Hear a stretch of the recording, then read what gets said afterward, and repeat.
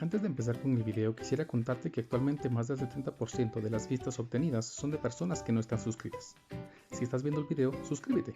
Ayudarías a crecer el canal y me apoyarías mucho. Es gratis. Solo mueve el cursor hasta el botón inferior y pincha en suscríbete. Vamos, no te llevará más de 5 segundos. ¿Cómo le va, chicos? Buenas tardes, espero que se encuentren muy bien. Vamos a iniciar nuestra penúltima clase del curso. Ya estamos por terminar el curso, bien, nos faltan 2 clases contando la del día de hoy. Entonces, pues hoy trabajaremos, hoy 29 de abril de 2022, trabajaremos el tema de ley de Gauss en el magnetismo. Recordarán que ya estuvimos trabajando con los temas de ley de Gauss, ¿verdad? Vamos a ver. Vamos ya. Por acá. 29 de abril de 2022. Se recordarán que estábamos trabajando con la ley de Gauss hace algún tiempo, ¿no? La ley de Gauss que nos intentaba describir cómo la relación entre campos eléctricos y cargas se generaba, ¿no? Cómo la carga encerrada en una superficie ficticia nos podía definir cuál era el campo eléctrico. Entonces, vamos a trabajar, vamos a dividir la clase del día de hoy, que es la ley de Gauss en el magnetismo, primeramente en algo que vamos a llamar flujo de campo magnético.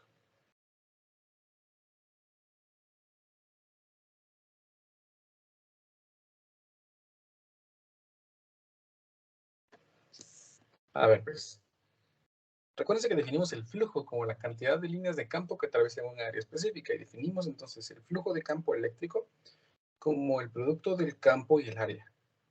Si lo pudiéramos ver un poco más específico, pues lo definimos como campo por área por el coseno del ángulo. Esto es para garantizar que únicamente utilizamos la porción del campo eléctrico que atraviese de forma perpendicular al área. O si lo queríamos ver de forma vectorial, pues no era más que el campo, el producto punto con un vector normal que fuera perpendicular al área. ¿Verdad? Ese es el flujo de campo eléctrico. Pero ahora vamos a hablar del flujo de campo magnético. El flujo de campo magnético que lo vamos a referenciar con el mismo símbolo, pero agregándole un subíndice B. Pues no es más que el producto punto entre el campo magnético y el producto punto con un vector normal que es perpendicular a un área. ¿Estamos? Si somos menos rigurosos, pues el flujo de campo magnético se calcula como la magnitud del campo por el área por el coseno del ángulo. Las definiciones pues son exactamente las mismas. El flujo de campo magnético intenta describir la cantidad de líneas de campo que están atravesando un área específica, como un caudal desde un punto de vista de campo magnético. Noten por favor que el flujo de campo magnético, para este caso, dado de que el campo magnético B se mide en teslas y el área se mide en metros cuadrados en el sistema internacional, esta nueva unidad de medida que se llama Tesla metro cuadrado tiene un nombre y se denomina Weber. Su símbolo es una W con una B. W mayúscula, B minúscula. Eso se le denomina un Weber. ¿Sí? Intenta definir entonces, este Weber intenta expresar la cantidad de líneas de campo que están atravesando un área específica. ¿Estamos? Esa es prácticamente la idea del flujo de campo magnético. Es exactamente igual a la idea del flujo de campo eléctrico. Practicamos esta pequeña ecuación.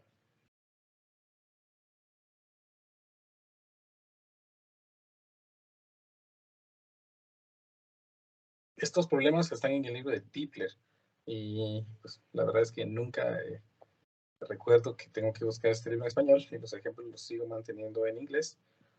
Entonces, pero pues como hablábamos el otro día, son palabras más técnicas que podemos relacionar y podemos prácticamente como que descifrar más fácilmente. A ver, dice el problema, un campo magnético uniforme de magnitud de 0.2 teslas está en la dirección del eje X positivo, en el eje más X. ¿Sí? Un cuadrado, una espira, es una espira cuadrada que tiene 5 centímetros del lado o de arista, tiene una simple vuelta y está hecha y forma un ángulo de θ con el eje Z. Con el eje Z. Ese es el eje Z ahora. Ese es el eje X y ese es el eje Y. ¿Cómo se muestra en la figura 2842? encuentre la magnitud del flujo a través de la espira cuando θ es 0 grados para el inciso A, 30 grados para el inciso B, 60 grados para el inciso C y 90 grados para el inciso D. Muy bien, entonces en este caso, pues vamos a determinar el flujo de campo magnético. Según lo que dijimos, se calcula como el campo multiplicado por el área y multiplicado por el coseno del ángulo. Intentemos ver esto desde aquí arriba. Pónganse que ustedes lo quieren ver desde aquí. Veríamos el eje X y el eje Z, y el eje Y lo veríamos como solamente un punto. Entonces, imagínense, esto es el eje X, esto es el eje Z, y la espira forma un ángulo de θ grados con respecto al eje Z. Entonces nosotros miraríamos esta espira más o menos así. Y este es el ángulo θ. El área o que se utiliza, o el vector área que se utiliza, pues siempre es perpendicular a la superficie. Entonces en este caso, pues vamos a definir que este es nuestro vector área. Y dado de que el campo magnético apunta en la dirección de X, entonces aquí, esa es la dirección del campo magnético. Entonces el ángulo que debo utilizar aquí es el ángulo formado entre el campo magnético, o sea, este de aquí, y este vector, y el vector formado por el vector formado por una perpendicular al área. Entonces yo necesito determinar cuánto es este ángulo, ¿ven? Casualmente este ángulo coincide con este ángulo de acá. Por lo tanto, para este inciso A, el problema me pide de que el ángulo sea 0 grados. Entonces, si aquí 0 grados, estos dos vectores forman 0 grados. Y el coseno de 0, pues es 1. Por lo tanto, el flujo magnético sería el campo, era de 0.2 teslas, multiplicado por el área. Como es una espira cuadrada de 5 centímetros de lado, entonces aquí me quedaría 0.05 metros al cuadrado. Por lo tanto, el flujo magnético sería de 0.2 por 0.05 al cuadrado. Y me queda como resultado de 500 por 10 a la menos 6, o 0.5 por 10 a la menos 3, teslas metros cuadrados, que dijimos que eso se llamaba Weber. Y ahí está entonces escrito lo que es el flujo de campo magnético, pero cuando tenemos un ángulo de 0 grados. Podemos seguir determinando los demás valores del flujo de campo para los ángulos que el problema me proporciona, usando la misma ecuación. Para el caso B, me piden que el ángulo sea de 30 grados. Entonces el flujo de campo sería 0.2 teslas por 0.05 metros al cuadrado por el coseno de 30 grados. Entonces veamos cuánto es esto. Aquí en la ecuación que escribimos, pues puedo agregar por coseno de 30 grados. No aseguro que la calculadora esté en grados, sí. Y entonces aquí tengo el valor, ahora es de 0.43 por 10 a la menos 3 Weber. Ahí tenemos entonces el siguiente valor. El inciso C utiliza ahora un ángulo de 60 grados. Bueno, entonces aquí me quedaría la misma idea de antes. El flujo de campo magnético sería 0.2 teslas por 0.05 metros al cuadrado por el coseno de 60 grados. Determinemos cuánto va a ser este flujo de campo magnético. Entonces aquí, en vez de 30 grados, escribo 60 y me da de 0.25 por 10 a la menos 3 Weber. Tendríamos entonces este flujo de campo magnético. Y el inciso D, es para cuando el ángulo es 90 grados. Y aquí está fácil porque resulta que el coseno de 90 vale 0. Por lo tanto, este flujo de campo magnético va a ser 0 cuando el ángulo sea 90 grados. Y ahí tenemos entonces resuelto los 4 incisos que el problema me pedía. ¿Me he explicado? ¿Se comprende? ¿Alguna pregunta?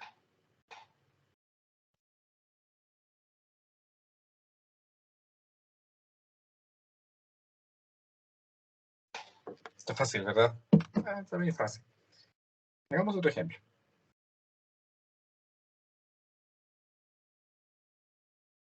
Inge, ¿el primer ángulo cuánto daba?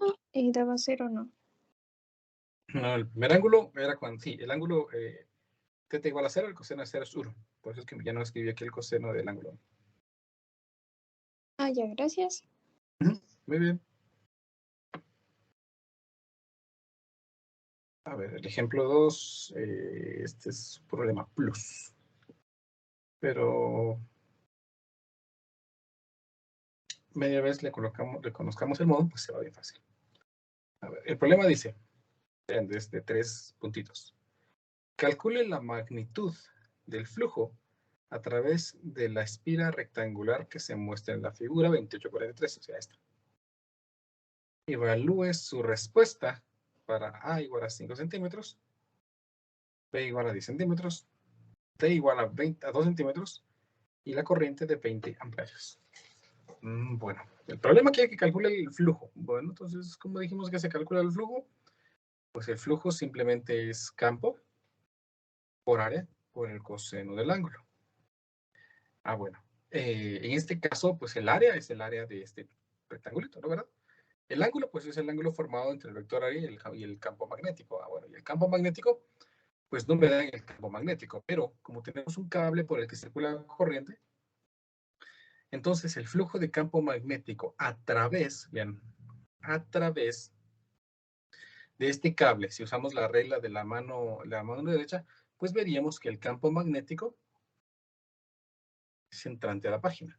No me dejarán ustedes mentir. Prueben ahí con la regla de la mano derecha y se van a dar cuenta de que el campo magnético es entrante. Porque recuérdense que el campo magnético alrededor de un cable, dijimos que es circular.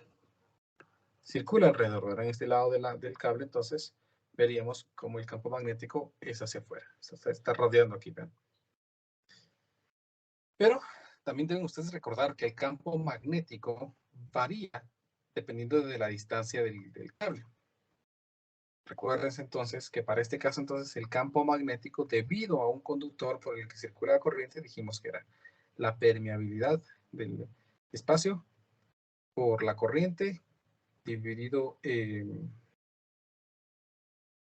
2pi por la separación entre el cable. Si no, estoy mal, pero déjenme revisar el formulario porque tal vez les voy a mentir. Vamos a ver.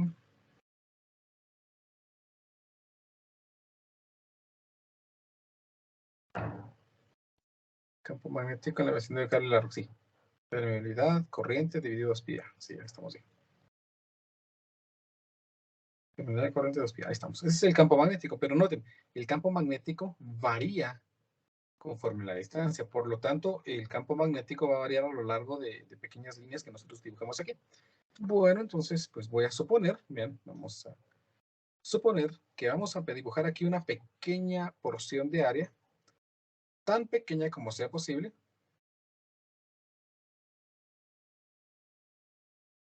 ¿Sí? Que va a tener aquí esto un espesor que se llama dx. Ubicado a una distancia x de nuestro cable. Por lo tanto, esta porción, al ser tan delgada, podemos asumir que el campo magnético permanece constante en toda ella.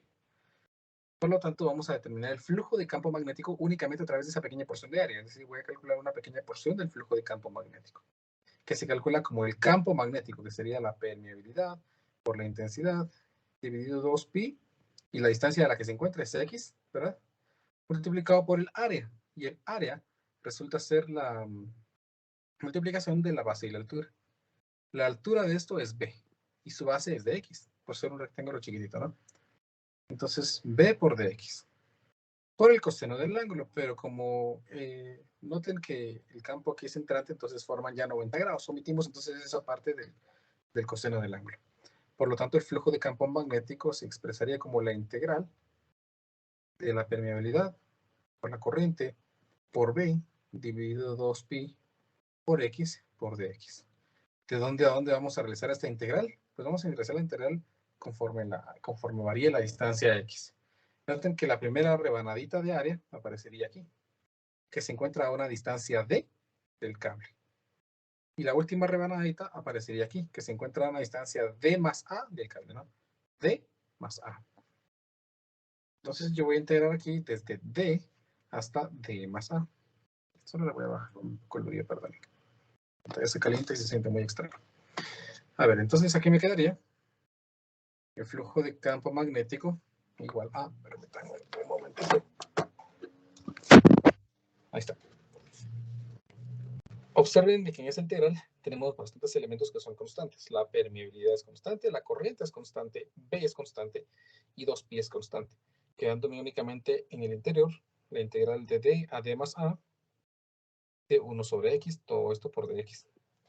Recordarán que la integral de 1 sobre X pues es el logaritmo natural de X. Entonces el flujo de campo magnético me quedaría como la permeabilidad por la corriente por B por el logaritmo natural del valor absoluto de X, evaluado desde D hasta A más D. Y dividido esto entre 2pi. Cuando evaluamos, entonces obtengo de que el flujo de campo magnético es la permeabilidad por la corriente por B, dividido 2pi por el logaritmo natural de A más D, eso es B, A más D menos el logaritmo natural de T.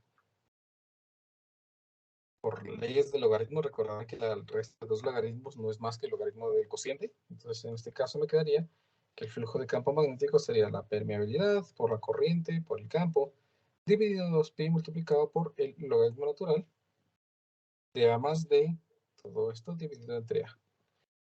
Entre D. Y ahí tenemos entonces la expresión que define el flujo de campo magnético total a través de esa espira que se encuentra en cercanías de un cable largo por el que transporta, que es por el que circula corriente. El problema después me pide que determine el valor de mi respuesta para cuando A es 5, B es 10 y D es 2. Y la corriente es 20. Bueno, entonces reemplacemos entonces aquí, me quedaría el flujo de campo. Sería la permeabilidad por la corriente que es 20 amperios por el valor de B. Veamos a ver cuánto es B. B es 10 centímetros, dice. Bueno, entonces aquí me queda 0.1 metros dividido 2pi multiplicado por el logaritmo natural de, necesito los valores de A y de D. A es 5 y D es 2. Entonces aquí me quedaría 5 más 2 dividido en 2. Veamos entonces a cuánto sería el flujo de campo magnético aquí.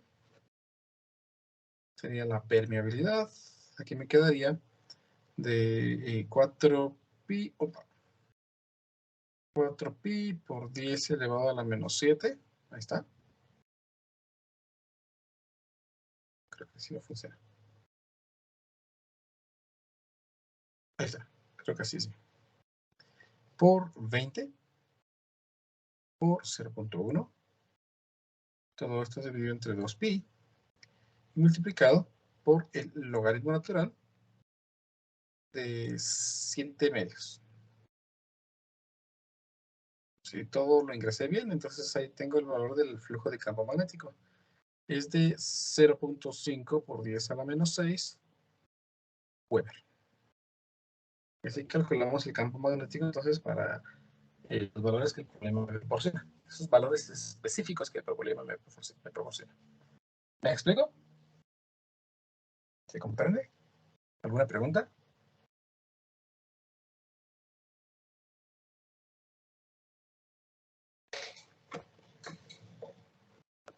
Muy bien. Sigamos entonces, solo quiero ver así. Se puede tener un flujo de campo magnético a través de cualquier dispositivo que tenga un campo magnético o incluso que genere un campo magnético. Entonces podemos tener el flujo de campo magnético a través de un solenoide.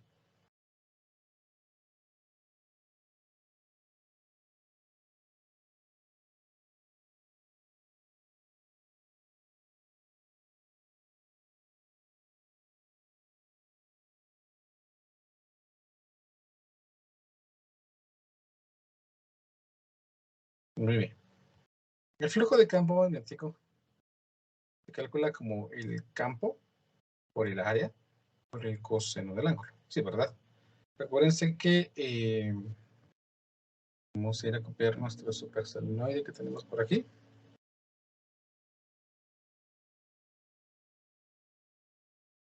Recuérdense que dijimos que los solenoides tienen la característica de que pueden generar campos magnéticos muy fuertes dentro dentro de ellos. Entonces, si yo tengo aquí, en este solenoide, un campo magnético, podemos determinar el campo magnético que se genera a través de él. ¿Cómo determinamos el campo magnético en un solenoide? Vamos a ver, ¿no? Aquí ya lo aprendimos en la última clase. Dijimos que el campo magnético a través de un solenoide se calcula como la permeabilidad por N por I dividido L. ¿Ven? N es el número de espiras, I es la corriente y L es la longitud de ese solenoide. Entonces aquí me quedaría, vamos a ver, permeabilidad, número de espiras, corriente y dividido la longitud, creo. Vamos a ver. Sí, será muy bien. Entonces, para este caso aquí me quedaría que el flujo de campo magnético se expresaría como la permeabilidad por el número de vueltas por la intensidad de la corriente dividido L, ¿sí? Dividido L por el área y multiplicado por el coseno del ángulo. Pero si nosotros estamos generando un área exactamente de igual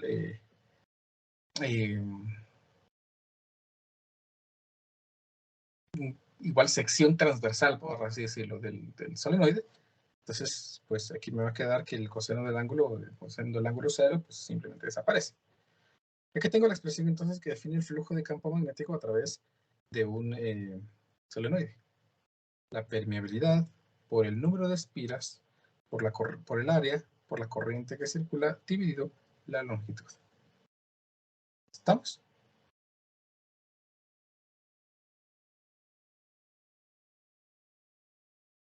¿Me explico? ¿Estamos bien?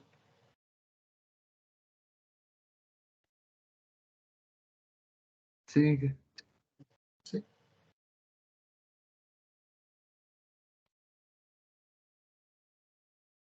Vamos a ver. No sé por qué estoy viendo ahí si los planos están acá.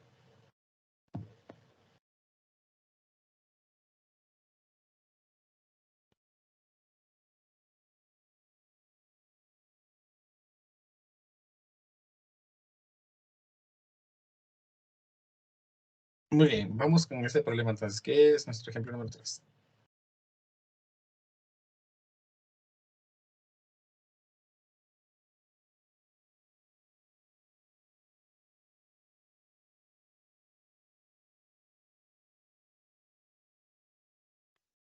Ahí estamos.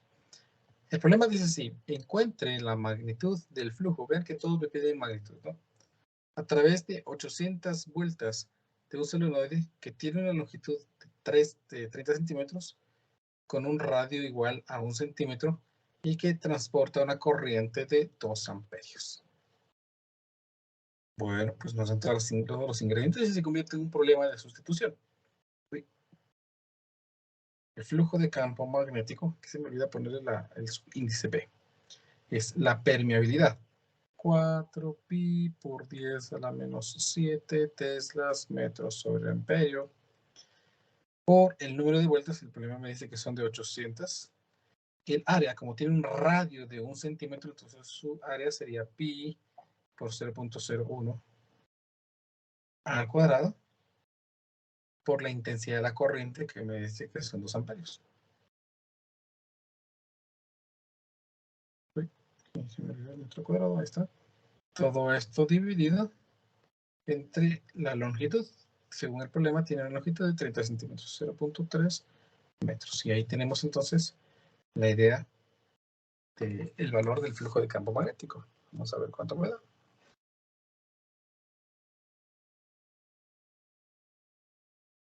4pi por 10 elevado a la menos 7 multiplicado por 800 multiplicado por pi por 0.01 al cuadrado por 2 y dividido entre 0.3. Si todo lo inversivo, ahí tenemos el valor del flujo de campo magnético. 2.1 por 10 a la menos 6.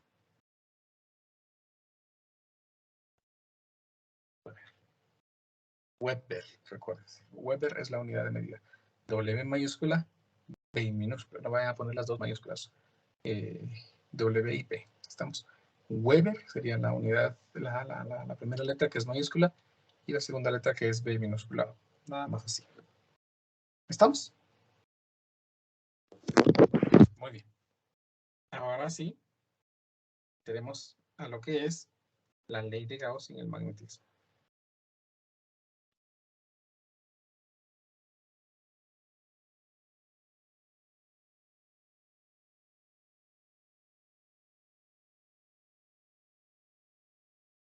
Recordemos, como siempre. Recordarán que la ley de Gauss afirma de que la integral a través de una superficie cerrada del producto punto del campo por el diferencial de área superficial se calcula como la carga encerrada dividido la constante epsilon sub 0. Esa es la ley de Gauss para campos eléctricos. Pero ¿qué pasa con campos magnéticos? ¿Y qué significados le podemos dar a cada uno de los elementos que conforman esta ecuación al campo magnético? Muy bien, recuérdense, este es el campo eléctrico que se genera. Este es el área superficial de cualquier sólido que nosotros imaginemos. Esta es la carga encerrada por la superficie S que nosotros hemos elegido. Y epsilon sub 0, pues es constante. Muy bien. ¿Cómo podemos aplicar esto al campo eléctrico? Para ello, miramos lo siguiente.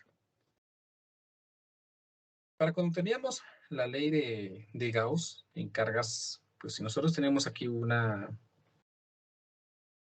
pónganse una carga encerrada,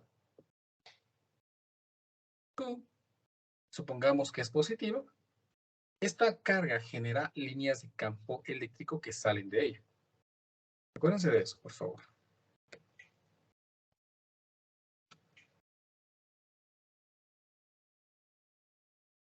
Aquí tenemos un montón de líneas que salen de esta esfera. Y esas líneas generan un flujo de campo eléctrico alrededor de esa esfera. Si la carga es negativa, las líneas son entrantes. Muy bien. Imaginemos que tenemos aquí ahora una misma esfera.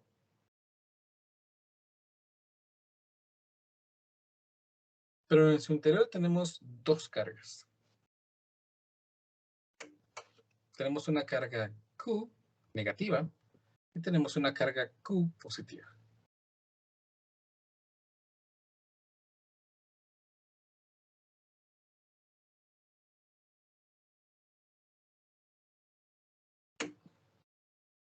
Ahí está. Tenemos esas dos cargas encerradas por una esfera. Y deseamos determinar pues, el flujo de campo, que sería esa integral, ¿no? Pues según la ley de Gauss, lo único que tengo que hacer es la carga neta dividido epsilon por 0. Si tenemos aquí una carga menos Q y aquí una carga más Q y sumamos esas dos cargas, por lo tanto las cargas totales, la carga total es 0 y por lo tanto el flujo de campo eléctrico va a ser 0. Recuerden, por favor, que estas integrales o cualquiera de las dos expresiones definen el flujo de campo eléctrico, ¿no? A través de una superficie cerrada. ¿Sí?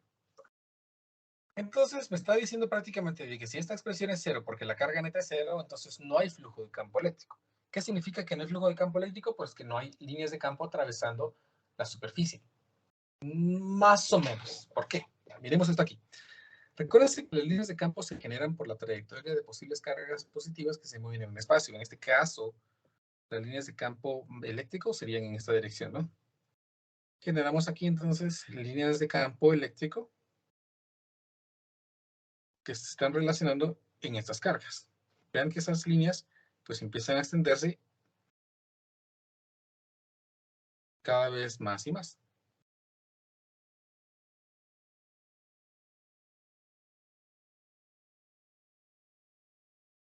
¿Sí?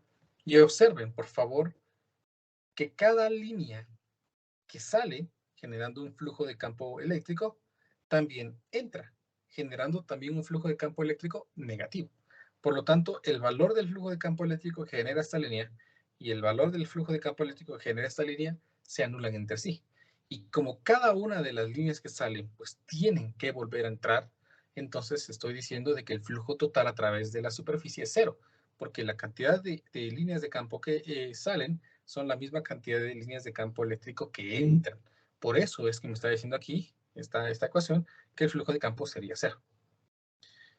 ¿Qué pasaría si nosotros tuviéramos entonces, o aplicamos esto a campos magnéticos? Pues sería algo muy parecido a lo que estábamos viendo con el último caso. ¿Por qué? Porque cuando nosotros colocamos un imán, recuérdense lo que dijimos cuando empezamos los temas de magnetismo, que los imanes están conformados por dos polos, un polo norte y un polo sur. Si ustedes parten un imán a la mitad, pues esas mitades, cada uno va a contar con un polo norte y un polo sur.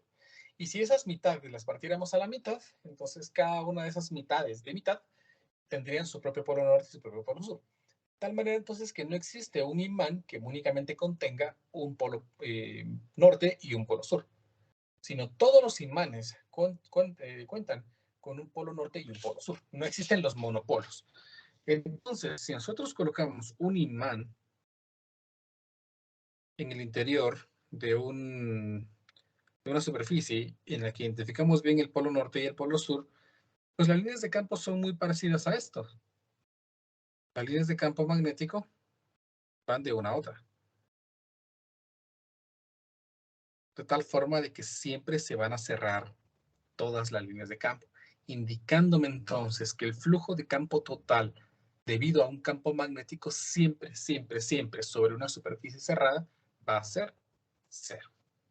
Por lo tanto, la ley de Gauss en el magnetismo me afirma de que la integral sobre una superficie cerrada del producto punto entre el campo y un diferencial de área superficial siempre será cero para cualquier superficie cerrada. Vean, esta integral me está diciendo que es una superficie cerrada. Entonces no tengo que poner ahí para una superficie cerrada.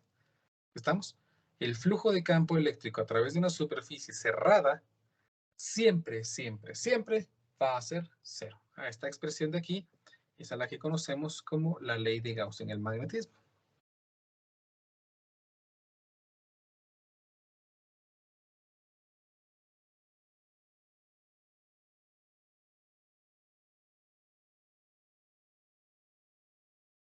Que realmente también forma parte de las ecuaciones de Maxwell, es la tercera ecuación de Maxwell.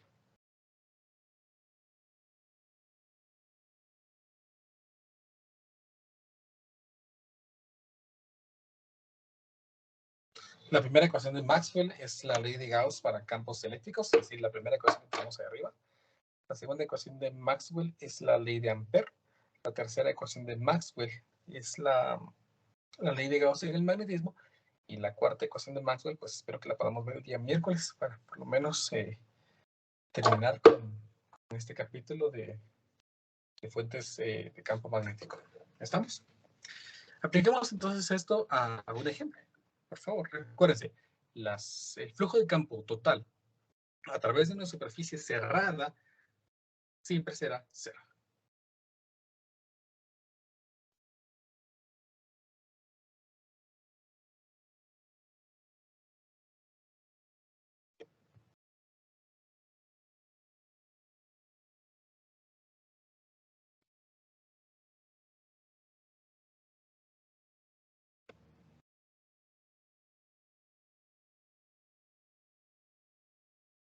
A ver, dice el problema así. Un cubo con aristas de longitud de L igual a 2.5 centímetros se coloca como se muestra en la figura 3039, o sea, esta de aquí. En la región existe un campo magnético uniforme conocido por la expresión P es igual a 5I 4J3K teslas. Inciso A. Calcule el flujo a través de la cara sombreada. Inciso B. ¿Cuál es el flujo total a través de las 6 caras? Bueno, una cara no es una superficie cerrada, entonces sí va a existir flujo de campo magnético. En este caso, pues nosotros sabemos que el flujo de campo magnético se calcula como el producto punto entre el vector entre el vector campo magnético y un vector normal perpendicular al área. Como el área de análisis sería esta de aquí. Ese sería un vector normal que apunta en la dirección del área. Este vector normal apunta en la dirección del área, es perpendicular al área y por lo tanto es paralelo al eje X, ¿verdad? Entonces ese vector unitario aquí normal sería el vector 1,0,0, que es un vector unitario que apunta a la dirección de X. Por lo tanto, si yo calculo el valor de A por N, necesito el área. Como el cubo dice que tiene una arista de 2.5 centímetros, entonces el área sería 2.5 centímetros por 2.5 centímetros. ¿Bien? ¿Cuánto me da esto? 2.5. 2.5 por 10 a la menos 2, todo esto al cuadrado. Me queda un valor de 625 por 10 a la menos 6. 625 por 10 a la menos 6 metros al cuadrado. Multiplicado por el vector 1,0,0.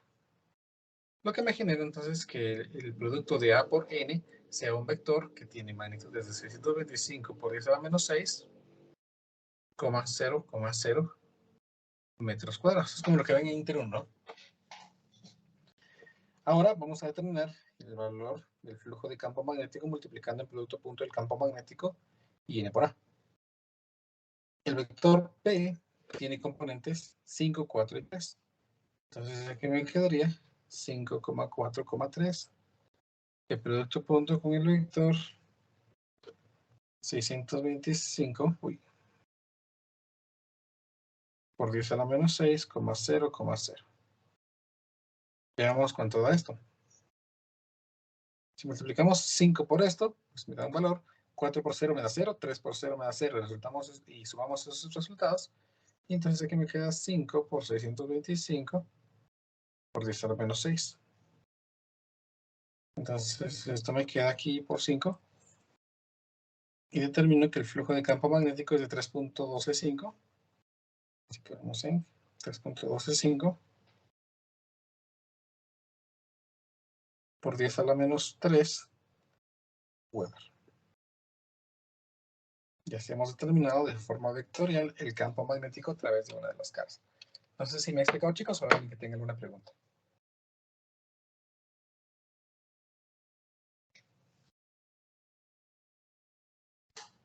¿Se comprende? Dije un segundo para copiar. Dígame. Un segundito.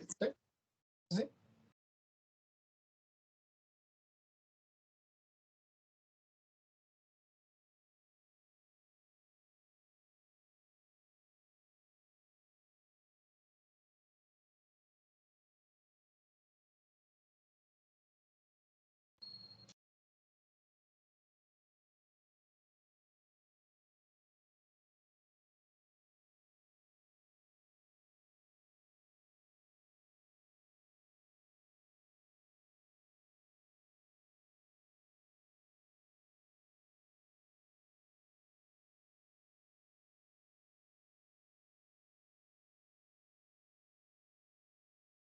¿Estamos?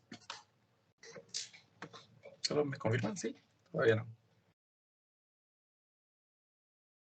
Ya, Inge, gracias. Muy bien. Ahí estamos. El inciso B me pide el flujo total a través de las 6 caras. Para eso aplicamos la tercera ecuación de Maxwell, o la ley de Gauss en el magnetismo. La integral o el flujo de campo magnético a través de una superficie cerrada de un campo magnético por ds siempre es 0. Esto porque cada línea que entre, vean, cada línea de campo magnético que entre tiene que salir en otro lado. De tal manera entonces que el flujo de campo magnético va a ser 0. ¿Me explico? ¿Se comprende? ¿Sí? Uy, hagamos nuestro último ejemplo entonces del día de hoy.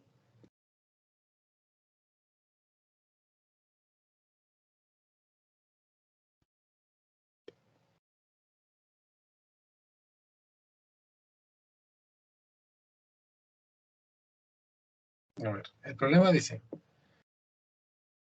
un campo magnético uniforme B es perpendicular a la base de un hemisferio de radio R. Calcule la magnitud del flujo en términos de B y R a través de la superficie esférica del hemisferio. Únicamente a través de la superficie esférica. Bueno, ¿cómo así? Supónganse lo siguiente. Supónganse que esto que estoy dibujando aquí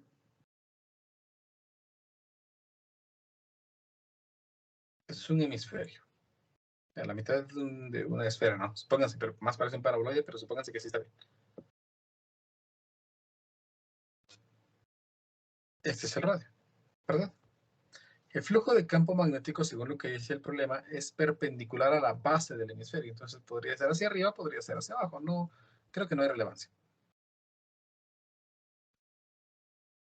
Bueno, si me pidieran el flujo de campo magnético a través de la superficie total, pues yo sabría qué hacer.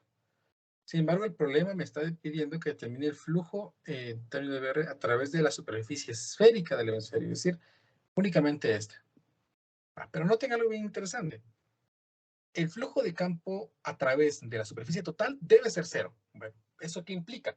Que cada línea que atraviese en la superficie del sólido tiene que salir por algún otro lado. Entonces, vean, si tenemos una línea de campo que ingresa por aquí, esta va a tener que salir por acá en la superficie. Cada una de las líneas que nosotros dibujemos va a salir a través de algún punto en la parte superior del hemisferio. Eso significa que el flujo entrante es igual al flujo saliente. Es el mismo en magnitud. Por lo tanto, si yo calculo el flujo a través de esta cara, es como que también estuviera calculando el flujo a través de esta superficie esférica. Es exactamente lo mismo. Por lo tanto, dijimos que el flujo de campo magnético se calcula como B por A por el coseno del ángulo. B es el campo magnético B. El problema no me dice cuánto es B. El área, pues vamos a usar esta área, ¿ven? Que las líneas de campo que atraviesan aquí salen también por la superficie esférica, que sería pi por el radio al cuadrado, multiplicado por el coseno del ángulo. Si suponemos que este es para afuera y este es para acá, entonces forman 180 grados y por lo menos el coseno de 180 es menos 1. Pero como el problema me pide que calcule la magnitud, entonces ese menos 1 lo omitimos y me queda simplemente B por pi por r cuadrado. En este caso, el flujo de campo magnético se expresaría como pi por B por el radio al cuadrado. Y así hemos determinado entonces, basándonos de forma conceptual en la ley de Gauss, para determinar el flujo de campo magnético en la base de este hemisferio. ¿Me explico? Audio Jungle.